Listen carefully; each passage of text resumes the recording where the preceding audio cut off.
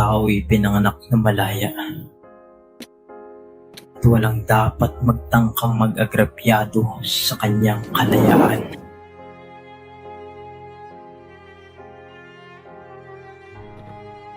Kalayaan, hinagpis ng mga Pilipinong ang damdamin ay umaalam. Ilang dugo pa ba ang kailangan dumanak nang tayo makawala sa kamay ng mga dayuhan? Kalayaan. Maaari kayang makamit ang tunay na kalayaan. Sa mundong puno ng paghihirap at kasamaan, isang lihim na kwento ang magbibigay liwanag sa dilim na kahapis-hapisan. Tila'y nalimutan na yata ang pagkakasama, ang walang kapantay na pagmamahal, ang korupsyon, ang pang-aabuso, at ang tunay na dahilan ng paglaban. Senyor, wala na si Maria Clara. Ano? Hindi ito maaari.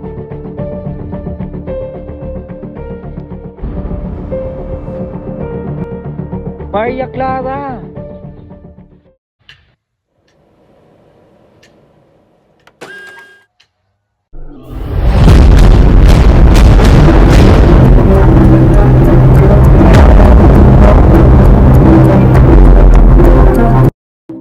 Kapitan, bakit makabagal ang takbo nito? Bakit hindi natin gamitin ang mga bilanggo at ang taong bayan para mapabilis ang takbo nito? Naririnig ba yung sarili, Ginoo? Di dapat natin maaaring gawin yon sapagkat magdulot naman ito ng magsikan. Wikang Kastila ang magbubuklod-buklod at magpapantay-pantay sa atin. Ang sariling wika ay simbolo ng kalayaan ng isang bansa. Iyang balak mo ay ang pagpawi ng kalayaan ng ating bayan.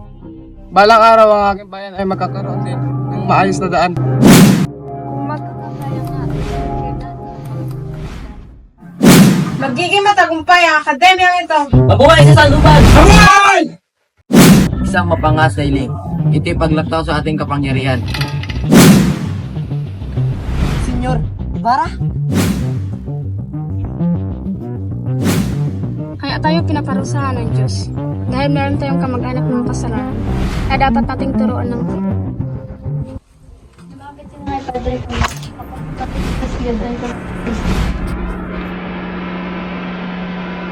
Huli!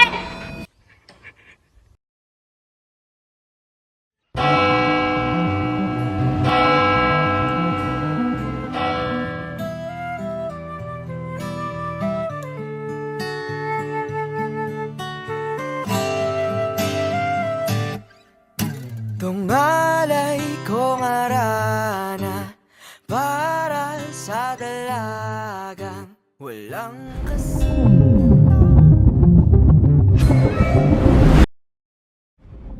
Wala ba kayong may pagbibili? Ang agnas ni Maria Clara, tunay ang napakaganda. Sasangguni ko muna sa aking anak ng agnas na yan. Oh, gusto din!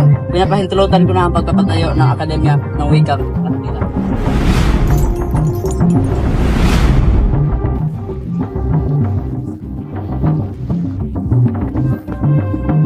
Senyor, Simon?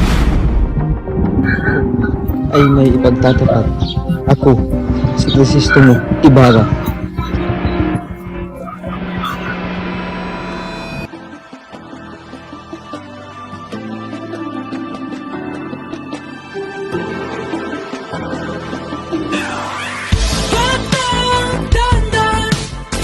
sa mundong kinagkagalawa.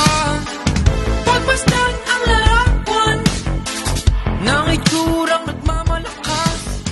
Hindi pwedeng mabulag, makinig sa tamang tinig. Wala kang mapapala sa taong walang kahulugan. Huwag hahayaang magkaka sa ibang kawalang sala. Halika nang tuklasin ang mundong puno ng isip.